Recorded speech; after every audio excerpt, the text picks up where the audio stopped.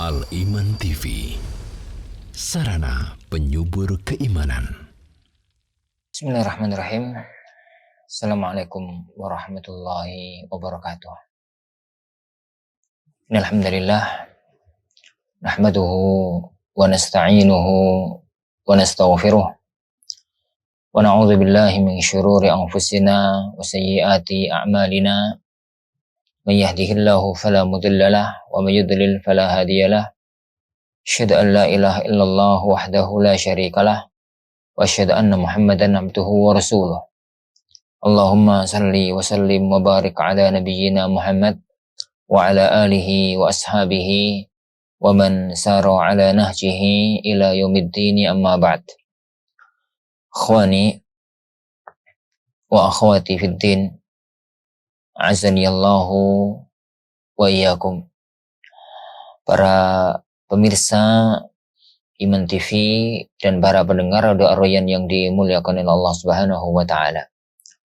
Alhamdulillah, di malam yang penuh dengan barokah ini kita kembali dipertemukan oleh Allah Subhanahu wa taala di majelis kita, Majelis Al-Qawaid wal Usul Al-Jami'ah, oleh Fadilatu Asy-Syaikh Abdurrahman Ibnu Nasir As-Sa'di rahimahullahu taala. Malam ini biidznillah kita masuk pada kaidah yang ke-46. Kita masuk pada kaidah yang ke-46. Beliau mengatakan, man lahul haqqu 'alal ghair wa kana sababul haqqi zahiran falahul akhdhu min malihi biqadri haqqihi idzam tana au ta'allara isti'dhanuh wa in kana sababu khafiyan falaysa lahu dhalik. Beliau mengatakan, man lahul haqqu 'alal ghair, barang siapa yang memiliki hak atas orang lain. Jadi dia itu punya haknya di tangan orang lain. Jadi dia itu memiliki hak yang itu masih ada di tangan orang lain, belum diserahkan kepada dirinya. Wa kana sababul haqqi zahiran, dan sebab kepemilikan hak itu nampak. Sebab kepemilikan hak itu nampak. Maka falahul akhlu min malihi, dia berhak untuk mengambil dari hartanya, harta orang tersebut. Biqadri haqqihi, sekadar seukuran haknya dia. Idzam tana'a, apabila dia tidak mau untuk membayar. Au ta'allara isti'dhanuhu, atau enggak mungkin minta izin padanya. Tapi wa in kana sababu khafiyan, apabila sebab itu enggak nampak, falaysa lahu dzalik, maka dia tidak berhak untuk melakukan perbuatan tersebut. Baik. Para ikhwatiddin azani Allahu yakum.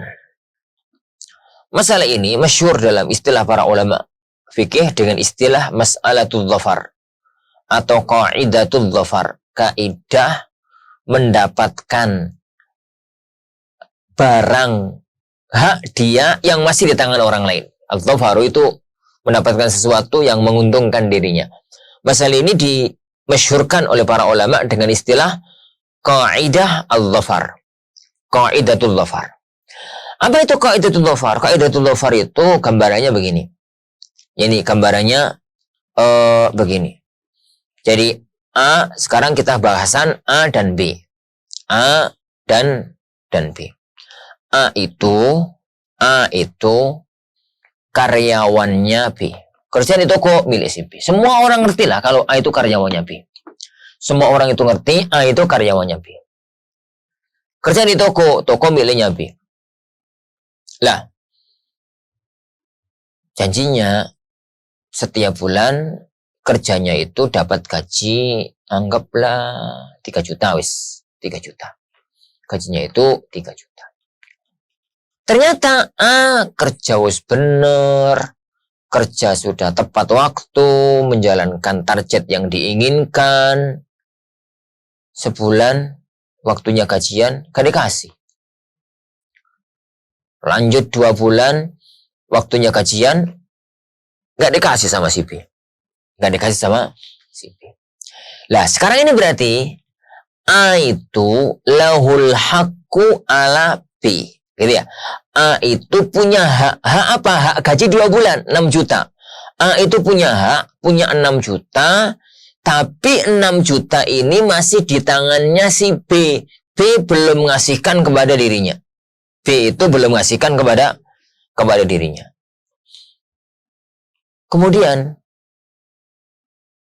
karena B itu gaji 2 bulan nggak mau ngasih sama si A, padahal A itu sudah mengerjakan tugas yang seharusnya memang dia mendapatkan hak tersebut.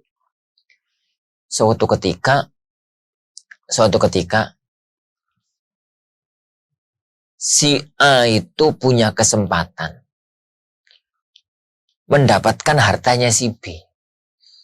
Jadi, qadarullah misalkan, B itu jalan, terus duduk di warung, makan.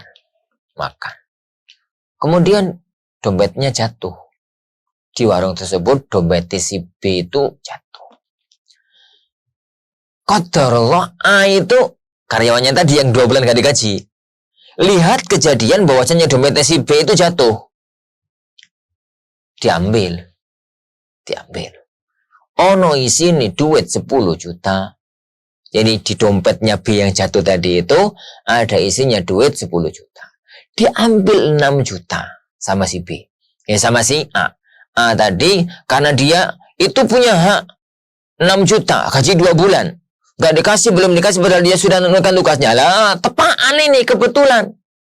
Jadi si B dompetnya jatuh, di dalamnya ada uang 4 juta. Berapa tadi? 10 juta, dia punya hak gaji dia 6 juta, diambil 6 juta, masukkan ke kantongnya. Yang sisanya tetap di dompet tersebut. Kemudian si A pergi. Pertanyaannya sekarang. Jadi dompet tadi kemudian dia mengatakan sama pemilik warung, Mas, ini ada dompet ketinggalan, tolong nanti kalau orangnya datang, kasihkan. Ini KTP-nya, ini dompetnya si B. Tolong nanti kasihkan. B kasihkan. Lah, perbuatannya si A ngambil uang 6 juta dari dompetnya si B dalam kasus tadi. Karena si A itu merasa punya hak 6 juta dari si B. Karena dia kerja di tokonya si B dan tidak dilunasi, tidak dibayar oleh si B. Itu boleh apa enggak? Ya enggak ngomong, ya enggak izin. Enggak ngomong B, ya enggak izin sama B. Nemu duitnya jopo, diambil gitu aja. Jadi diambil kemudian yang haknya tersebut diambil. Apakah itu boleh? Yani atau tidak? Itu contoh kasus. Jadi itu adalah contoh kasus. Contoh yang lain. Para ikhwan azanillahu wa iyyakum. Para ikhwan azanillahu wa iyyakum. Jadi kalau misalkan A itu laki ya. A utang sama B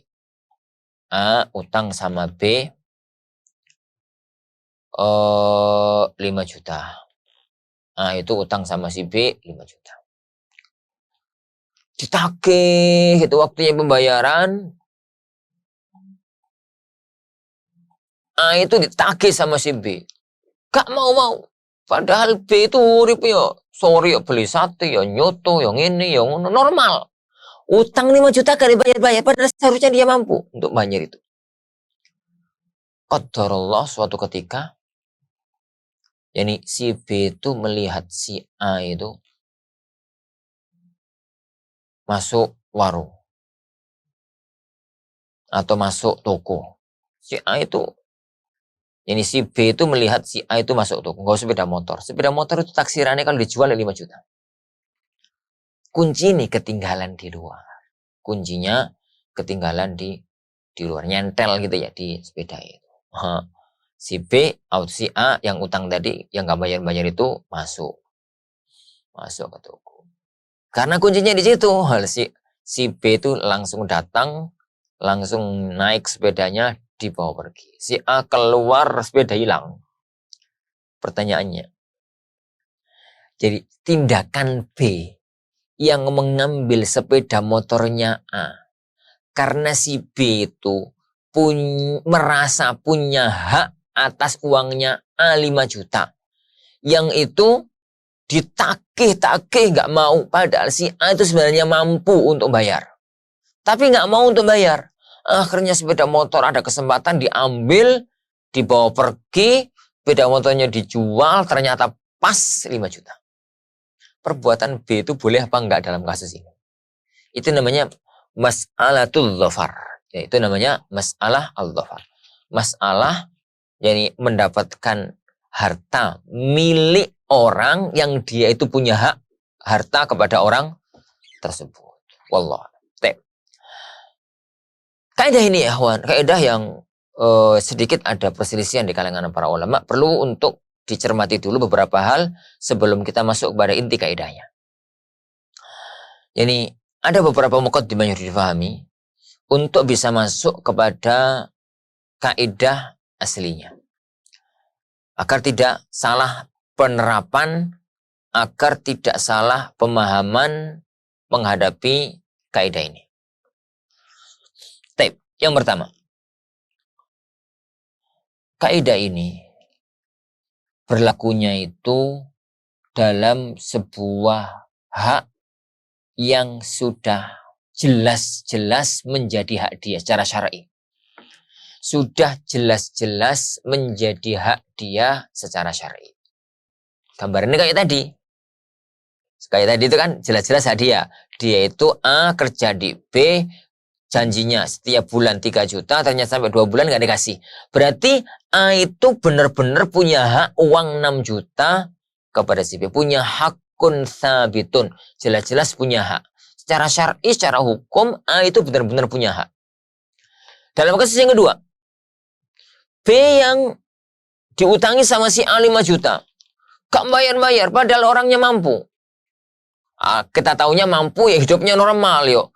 Jalan-jalan, ya nyoto, ya nyate, ya ini, ya itu, ya kayak nggak punya utang itu ditagih bulet, padahal ya barusan ini, barusan itu, nggak jadi begini, begitu, tapi nggak mau untuk membayar hutangnya tersebut. Lah, kemudian dia mengambil tindakan itu. Itu namanya hakun sabit. Adapun dalam satu yang diklaim itu hak, padahal belum tentu, belum paten, belum pasti. Itu jelas nggak masuk dalam kaidah ini. Jelas nggak masuk dalam kaidah ini. Apa contohnya? Apa contohnya? Jadi ada orang miskin. Ada orang miskin. Fakir gitu. Butuh makan, butuh minum. Lah, orang-orang kaya di kampungnya dia nggak perhatian. Orang-orang kaya di kampung dia nggak perhatian kepada kondisi dirinya. Padahal kalau ada orang miskin di kampung, itu kalau nggak ada baitul mal, wajibnya kan kewajiban orang-orang kaya. Di daerah itu untuk memberi nafkah wajib. Tapi wajibnya itu wajib kifayah. Jadi wajib secara umum, bukan wajib satu persatu fulan itu bukan. Tapi wajibnya secara umum. Jadi seharusnya itu kewajibannya pemerintah. Jadi kalau ada dana pemerintah, alhamdulillah. Kalau nggak ada ya gimana lah pemerintah itu ngatur bagaimana orang kaya urunan atau apa untuk memberikan kepada orang-orang miskin tertentu yang nggak bisa makan dan macam-macam, terutama pada hari-hari COVID semacam ini dan misalnya. Tapi ternyata itu nggak dilakukan. Baitul mal nggak ada, keuangan negara nggak ada, dan kemudian apa yang dilakukan oleh pemerintah untuk ngayai gitu dari orang-orang kaya juga nggak ada. Akhirnya si miskin ini melihat ada orang kaya, dompetnya jatuh. Lihat ada orang kaya di kampungnya ya, ada orang kaya di kampungnya, dompetnya jatuh. Lihat tepaan ini, kebetulan aku orang miskin, dia seharusnya ngasih aku sedekah, tapi nggak mau ngasih. Coba dompetnya itu ada, itu diambil 2 juta, 3 juta diambil, ditaruh di situ lagi, pura-pura nggak tahu. Kalau ini jelas-jelas nggak boleh. Kasus miskin dan kaya ini jelas nggak boleh. Kenapa? Karena uang 3 juta itu belum pasti menjadi haknya si miskin. Anggaplah itu haknya dia. Belum pasti kewajiban dari si kaya yang jatuh dompetnya tadi. Kewajiban orang kaya, tapi secara umum. Secara fardu kifayah, orang kaya di kampung, di masyarakat itu, yang seharusnya punya kewajiban kepada orang-orang miskin. Tapi masalahnya, apakah si fulan itu? Gak jelas. Gak tentu. Lah, ini tidak boleh menerapkan kaidah yang nanti akan kita bahas. Tidak boleh menerapkan kaidah tadi. Karena bukan hakun sabit. Bukan hak yang paten itu menjadi hak dia. Yang kedua. Hak ini adalah hak yang telah terjadi. Bukan hak yang akan terjadi. Jadi dalam bahasa para ulama, hakun. Yani sabitun la fima yustahak. Hak yang sudah terjadi, bukan hak yang akan didapatkan. Bukan hak yang akan didapatkan. Contoh. Mana tadi? Kasus yang pertama. Si A yang di warung tadi loh. Yang di warung. Yang kerja sama B, kerja di toko. Kemudian 2 bulan gak dibayar. 2 bulan gak dibayar. Kemudian dia di warung tadi nemu dompetnya si B itu jatuh. Ada uang 10 juta. Ada uang 10 juta. Dia kalau ngambil 6 juta, itu kan hakun sabit. Hak yang sudah jelas dia miliki. Karena pikir, wah duitnya 10 juta, cukup 9 juta aja lah. Nanti kalau saya kerja bulan depan gak dibayar lagi, bayarannya ini. Itu nggak boleh. Pasti itu nggak boleh. Kenapa? Karena yang 3 juta berikutnya sampai 9 juta, itu adalah hak yang belum dia miliki. Dia masih kerja 2 bulan. Bulan depan bisa jadi si B berubah pikiran. Si B jadi orang yang nggak zalim pada karyawannya dan macam-macamnya. Para ikhwah yang dimuliakan oleh Allah Subhanahu wa taala. Jadi para ikhwah yang dimuliakan Allah Subhanahu wa taala. Masalah yang ketiga sebelum kita masuk dalam kaidah. Ini yang diambil itu hanya sebatas haknya saja. Nambah 1 rupiah pun nggak boleh. Nambah 1.000 rupiah pun nggak boleh. Karena haknya pada paten itu. Haknya ada pada paten itu, pada titik itu tidak bisa, dan tidak bisa nambah. Terakhir, hak yang menjadi hak dia itu nggak bisa dia dapatkan. Kayak A tadi ngomongi si B suruh bayar nanti. Nah, dia malah disana ini malah dimarahi karo bose dan macam-macamnya. Dia laporkan kemana? Lapor polisi, ya paling nggak diurus. Lapor ke siapa? Ya ini nggak bisa, benar-benar nggak bisa. Sedangkan kalau dia keluar begitu saja, keluarganya makan apa? Padahal dia sudah 2 bulan kerja di situ nggak dapat yani penghasilan lain dan macam-macamnya. Jadi tidak bisa dia dapatkan haknya. Diomongi gak iso, dibawa ke pengadilan gak ada duit, gak mungkin. Dibawa ini, dibawa itu gak bisa. Apabila 4 hal ini terpenuhi, haknya itu setelah terjadi. Sabit, paten. Yang kedua telah terjadi, bukan yang akan. Yang ketiga gak nambahi sama sekali. Yang keempat, gak mungkin mengambil dengan cara yang benar. Ngomongi, dibawa ke hakim, gitu ya. Dalam kondisi ini, boleh apa tidak si A ngambil uang 6 juta tadi? Jadi si A ngambil uang 6 juta tadi. Boleh apa enggak si B ngambil sepeda motornya orang yang utang sama dia nggak dibayar-bayar tadi? Nah, ada perselisihan panjang di kalangan para ulama mengenai masalah ini. Anak tidak ingin memasuki arena perselisihan para ulama. Kita sebut atau kita jabarkan kaidah yang dikuatkan oleh Syekh Sa'di. Dan ini adalah kaidah yang dikuatkan oleh mazhab Hambali. Beliau mengatakan, kalau 4 syarat tadi terpenuhi, yani kalau 4 syarat tadi terpenuhi, maka hak itu ada 2. Ada hakun zahir, ada hakun khafi. Jadi ada hak yang zahir. Zahir. Nampak.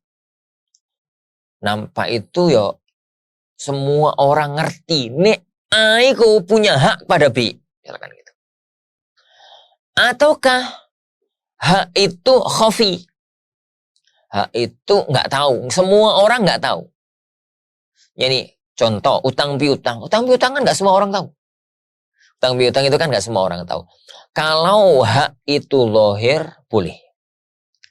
Tapi kalau hak itu khafi maka nggak boleh. Oleh karena itu beliau mengatakan di sini, famannaul haqqu 'alal ghair wa kana sababul haqqi zahiran, dan sebab kepemilikan hak itu zahir, falahul akhdhu min malihi, dia berhak untuk mengambil hartanya. Bi qadri haqqihi idzam tana, dengan kadar haknya apabila dia menahan diri nggak mau. Apabila ternyata sebabnya itu khafi maka nggak boleh. Wallahu a'lam. Nah, insya Allah ini pendapat yang paling pertengahan. Ini pendapat yang paling pertengahan. Hak zahir itu contohnya gimana ya? Hak zahir itu contohnya, jadi hak zahir itu maknanya semua orang itu ngerti kalau fulan itu punya hak atas fulan. Contoh suami istri. Lah, kalau fulana itu istrinya fulan, semua orang kan ngerti. Semua orang itu ngerti. Maka kalau ternyata si suami nggak memberikan nafkah kepada istrinya, padahal istrinya itu wajib dia kasih nafkah, kemudian istri ngambil dari harta suaminya tanpa sepengetahuan suaminya, boleh-boleh aja. Apa dalilnya? Dalilnya adalah hadis Hindun binti Utbah. Jadi Hindun binti Utbah, dia itu datang kepada Rasulullah sallallahu alaihi wasallam, dia mengatakan, ya Rasulullah, inna zauji Abu Sufyan rajulun syahih. Ya Rasulullah, suamiku Abu Sufyan itu orangnya pelit. Jadi la yu'tini ma yakfini wa waladi illa ma khattuhu minhu wa la ya'lam. Abu Sufyan itu ya Rasulullah enggak ngasih aku nafkah yang cukup untuk diriku dan untuk anak-anakku. Kecuali tak ambil sendiri dari hartanya tanpa dia ketahui. Aku jupuk dewe. Tak ambil sendiri dari harta Abu Sufyan, dari harta suamiku, dan dia nggak tahu kalau aku ambil. Gitu itu boleh apa enggak ya Rasulullah? Maka Rasulullah SAW mengatakan, khudhi ma yakfiki wa waladaki bil ma'ruf. Silahkan. Ambil dari hartanya suamimu yang sekedar cukup. Sekedar cukup untuk bisa hidup, jangan lebih, dengan cara yang baik. Itu menunjukkan boleh. Kenapa kok boleh? Karena sebab kepemilikan, sebab hak itu zahir. Semua orang juga ngerti kalau Hindun binti Utbah itu istrinya Abu Sufyan ibnu Harb. Abu Sufyan ibnu Harb. Taib. Para ikhwah yang dimuliakan Allah Subhanahu wa taala. Adapun kalau sebab itu khafi. Adapun kalau sebab itu khafi. Dalam arti enggak semua orang ngerti. Kayak kasus utang piutang. Si A utang sama si B. Si B dapat A sama utang sama si B. Dikasih 5 juta utangannya dengan janji bayar setengah tahun lagi. Setengah tahun nggak bayar-bayar. Padahal si B itu hidupnya kayak orang kaya, mewah, gayanya mewah, padahal diutang 5 juta nggak dibayar-bayar. Si B memang punya hak, tapi haknya itu khafi. Sopo sih ngerti kalau A itu punya utang sama si B. Anggaplah ada 1-2 orang ngerti. Kan nggak semua orang ngerti. Kan nggak semua orang ngerti. Maka tatkala hak ini tidak semua orang ngerti, maka hak ini kita namakan dengan hak yang sababnya itu khafi. Maka nggak boleh bagi si siapa tadi? Bagi si B untuk ngambil langsung sepeda motornya si A. Diambil gitu aja. Kenapa? Ya kalau ketahuan sama orang, kepoi, dianggap sebagai maling. Dianggap sebagai maling. Tapi kalau kasusnya itu adalah kasus suami istri, sebabnya zahir, semua orang juga paham. Seandainya tiba-tiba ngambil itu ya, buju-buju ini dewi, istrinya sendiri, ya berarti memang semacam itu. Tapi ini para ikhwah setelah terpenuhi syarat yang tadi. Gitu ya, setelah terpenuhi syarat yang tadi. Perhatikan masalah mana tadi zahir dan tidak zahir. Sampai-sampai sebagian ulama Hanabilah mereka mengatakan sebab yang zahir itu hanya dua. Sebab yang zahir itu hanya ada dua. Satu nafkah suami istri. Satu nafkah suami istri. Yang kedua hak tamu. Ini hak tamu. Adapun semua hak-hak yang lainnya, maka maknanya adalah sebab yang nggak nampak, sebab yang hobi kayak utang piutang, pekerja atau yang lainnya. Tapi wallahu a'lam bishawab, kalau misalkan pekerja itu nampak, semua orang di kampung itu ngerti kalau si A itu karyawannya si B, dimasukkan dalam sebab yang zahir bisa. Ini dimasukkan dalam sebab yang zahir itu bisa. Wallahu a'lam bishawab. Tapi Allah Subhanahu wa taala ini yang kita pelajari secara global, gitu ya. Makna dari kaidah yang ada di hadapan kita, yang kaidah ini masyhur dengan istilah qaidatul dhafar. Kaidah mendapatkan harta dari orang yang dia punya hak atas dirinya. Wallahu a'lam. Al Iman TV, sarana penyubur keimanan.